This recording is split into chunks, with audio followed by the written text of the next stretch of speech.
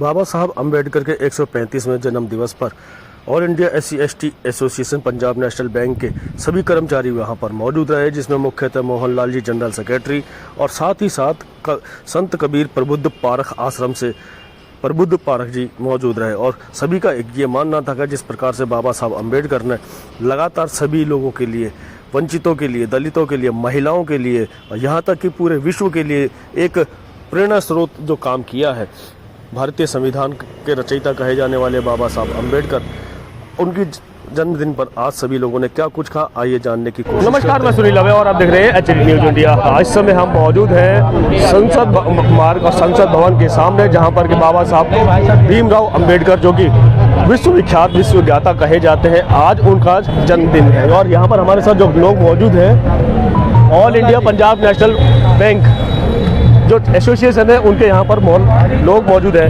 बात करने की कोशिश करेंगे आखिर यहाँ पर जो जिस तरीके से हर साल यहाँ पर प्रचार होता है, आखिर खासियत क्या है और आज क्या खास दिन है। सर, पहले तो स्वागत है अपना। जय भीम। जय भीम साहब। हम यहाँ पर ये पंडाल जो है ये 35 सालों से लगा रहे हैं जी, और यहाँ पर जो है बाबा साहब की जयंती मनाई जाती है और उनके नाम से जो है जो प्रसाद वगैरह बांटा जाता है, सब्जी पूड़ी है और लड्डू वगैरह। आज हमने अपने लड्डुओं का अरेंजमेंट किया है कि लड्डू बांटने का अरेंजमेंट। तो बाबा साहब की अभी प्रतिमा हाल ही में देखी होगी कि तो एक जहाँ मेन प्रांगण था वहाँ से हटा कर कहीं और शिफ्ट कर दी गई है। क्या लगता है कि वो वापस होनी चाहिए या जहाँ है वहाँ ठीक है? वापस तो होनी चाहिए। ये जो जहाँ जो पहले लगी हुई थी जी, वही खूबसूरत थी, वही खूबसूरत लगती थी। तो वजह क्या लगती है आपको, क्यों हटाया गया हुआ है? राजनीति है और कुछ नहीं है, केवल राजनीति है। आप क्या कहेंगे कि वो आज के जो समय चल रहा है, आपको लगता नहीं है कि जिस तरीके से वो मूर्ति को हटाया गया, वहाँ से स्थानांतरित किया गया, कि ये जो है बहुजन लोग जो कहलाते हैं उनके जो आस्था के ऊपर कुठाराघात नहीं लगता आपको? कोई शक नहीं, इसमें कुठाराघात है। ये जो बहुजन जो समाज इकट्ठा हो रहा है उसको इकट्ठा नहीं होना देना चाहते। अच्छा, मंशा ये है कि बहुजन समाज जो एकजुट होने जा रहा है उसको अलग अलग बांटने में लगे हुए हैं। अभी भी यहाँ पर जो है जी, परसों तक शाम तक कोई परमिशन नहीं मिलती यहाँ पंडाल लगाने की जी। परसों रात को 10 बजे परमिशन दी, बड़ा संघर्ष किया, उसके बाद परमिशन दी, तब पंडाल लगाया। पंडाल ही लगाने थे। तो बात वही है कि पिछले साल इन्होंने मूर्ति को शिफ्ट किया और इस बार परमिशन नहीं देना। सुनने में यही आ रहा है कि लगातार किसी को भी यहाँ पर परमिशन नहीं दी गई थी। अचानक से क्या दबाव बढ़ा क्या, या बहुजन संगठन एकजुट होकर के उन्होंने जो दबाव बनाया ये उसकी जीत है? एक तरह की टेस्टिंग कर रहे हैं वो लोग। अच्छा, मेरे हिसाब से सब टेस्टिंग है, धीरे धीरे करके इनको हटाओ, इनकी एकता को तोड़ो। मतलब कहने का ये है कि जो बहुजनों की जो आस्था है, यहाँ पर आकर के एक दिन उनको मिलता है अपनी आस्था दिखाने का, दर्शाने का, उसको भी ये खत्म कर देना चाहते हैं। बिल्कुल धीरे धीरे करिए। एक यही मूवमेंट था कि भाई इसको खत्म करने के लिए कि भाई यहाँ पंडाल नहीं लगाना। तो क्या बहुजन क्या है अलग अलग हो के जो इनकी मंशा है उसमें कामयाब होंगे क्या? नहीं, बहुजन तो अपने एकता में अपने जुटे में है और यही हम लोग कह रहे हैं कि हम सब एक होकर जो भी बात होगी उसके लिए लड़ेंगे। सर, अपना परिचय देते हुए हमें समझाने की कोशिश करते हैं, दर्शकों को समझाने की कोशिश करें कि जिस तरीके से बहुजनों को बांटने की जो नीति चल रही है सरकार, क्या वो जायज़ है? मैं पहले अपना परिचय दे दूं। मेरा नाम हरिदेव, मैं लखनऊ से ही आया हूं आज यहाँ, और मैं all India Punjab national bank association का फाउंडर मेंबर हूं। बहुत बढ़िया।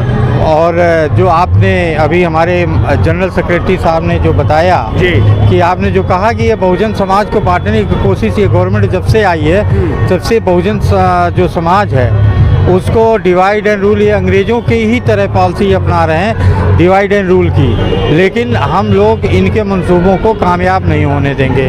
हम लोग एक हैं और एक रहेंगे। तो कहा यह भी जाता है कि पहले तो गोरे अंग्रेज थे और ये काले अंग्रेज हैं, जिस तरीके से सत्ता पर काबिज हो गए हैं, तो इनसे आप छुटकारा कैसे पाएगा बहुजन? देखिए, हम लोगों की एकता, मेन चीज़ हमारी एकता को ये तोड़ने की कोशिश कर रहे हैं जी, और हम उसमें इनके मंसूबे को कामयाब नहीं होने देंगे।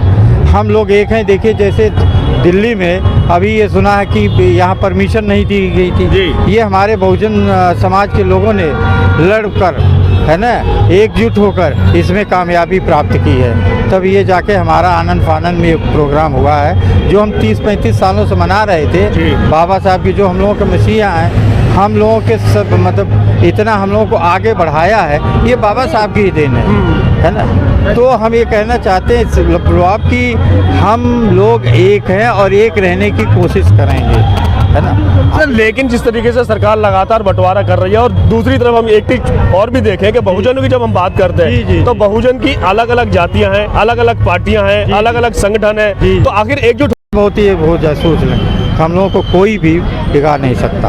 अभी आपने एक बात कही है कि आप पंजाब नेशनल बैंक के जो है फाउंडर मेंबर्स में भी रहे हैं। जी जी जी। तो जिस तरीके से पंजाब नेशनल बैंक का सरकार जो है बड़े बड़े उद्योगपतियों को कर्जा माफ कर रही है, क्या सही लगता है क्या आपको? नहीं देखिए, इसमें ये है कि कर्जा जहाँ तक माफ़ कर रही है तो गवर्नमेंट की है, जो गवर्नमेंट के उनके हैं। पंजाब नेशनल बैंक पे इसको कोई असर नहीं है क्या? नहीं असर तो पड़ता ही है भाई, उसके असर पड़ता है, ऐसा नहीं कि असर नहीं पड़ता। लेकिन इसके लिए क्या किया जा सकता है, इसमें गवर्नमेंट का देखिए, हमारे बैंक का कोई दोष नहीं, अथॉरिटी हम लोग भी तो गवर्नमेंट के ही अधीन रहते हैं, कार्य करते हैं। जैसा बैंक उसमें करती है उसी को हम लोग आगे बढ़ाते हैं। उनकी स्कीमें तो हम ही लोग चलाते हैं ना, जो स्कीम लाते हैं वो उसको फॉलो करते हैं। आपसे एक आखिरी सवाल मैं ये करना चाहता हूँ कि जिस तरीके से अलग अलग पार्टियां, अलग अलग संगठन है, अलग अलग रह करके कोई जीत हासिल करना का तो पॉसिबिलिटी ही नहीं है, एकजुट कैसे हों?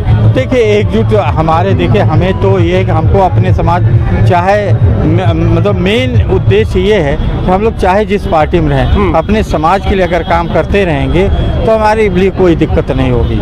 सिर्फ यही एक कारण है, बहुजन मूवमेंट चलता रहना चाहिए, पार्टियां कोई भी हो सकती है। पार्टी कोई भी हो। सर अपना परिचय देते हुए हमें जरूर समझाएं, दर्शकों को समझाने की कोशिश करेंगे जिस तरीके से आपका बैंक है उस तरीके से और भी बैंक है जो काम करते हैं। और आजकल अगर बैंकों की बात करें तो आम जनता जो बहुजन के लोग हैं वो कुछ काम तो करना चाहते हैं मगर उनको लोन प्रोवाइड ही नहीं हो पाता बैंकों की तरफ से, इतनी कमियां निकाल दी जाती है, पूरा कैसे कर पाएंगे, वो अपना व्यापार कैसे बढ़ा पाएंगे? मैं आपका बहुत धन्यवाद करता हूं जो आप कवरेज कर रहे हैं हमारे इस PNB SC वेलफेयर एसोसिएशन के all India PNB SC welfare association के बैनर तले।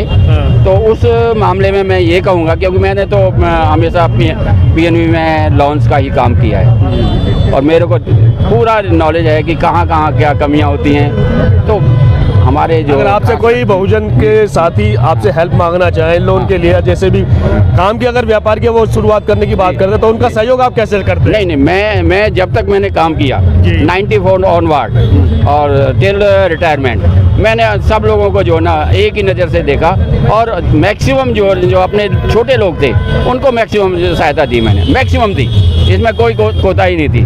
सर आप क्या कहेंगे आज के समय में जिस तरीके से लोगों की ज़रूरत है, रोज़गार खत्म हो गया है, पढ़े लिखे लोग बहुत घूम रहे हैं, अपना स्वयं का रोज़गार तो करना चाहते हैं परंतु उनको धन मुहैया नहीं हो पाता, कैसे कर पाएंगे? ऐसा नहीं है, सरकार ने जो है मुद्रा की स्कीम निकाल रखी है, उसके तहत भी लोन दिया जाता है, लेडीज़ के लिए भी लोन दिया जाता है, ऐसा नहीं है। लेकिन कुछ फॉर्मेलिटी है उनको पूरा करना पड़ता है लोन के लिए। फॉर्मेलिटी तो पूरी हो जाती है मगर उनको मिलता नहीं है सर? नहीं ऐसा नहीं, देखा गया अक्सर ये। नहीं ऐसा नहीं है कि अगर फॉर्मेलिटी पूरी हो रही है, अगर दायरे में आ रही हैं तो उनको लोन जरूर मिलता है। बहुजनों को आप क्या कहना चाहेंगे, क्या संदेश देना चाहेंगे आज के दिन, खास बात क्या है?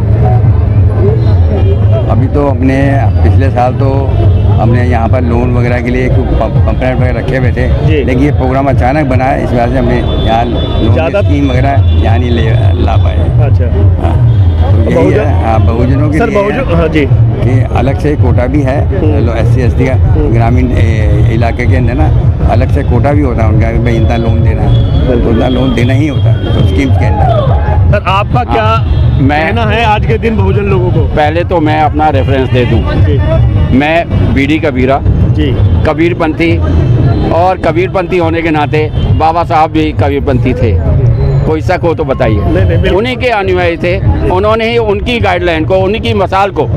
सर हाँ जी प्लीज सर।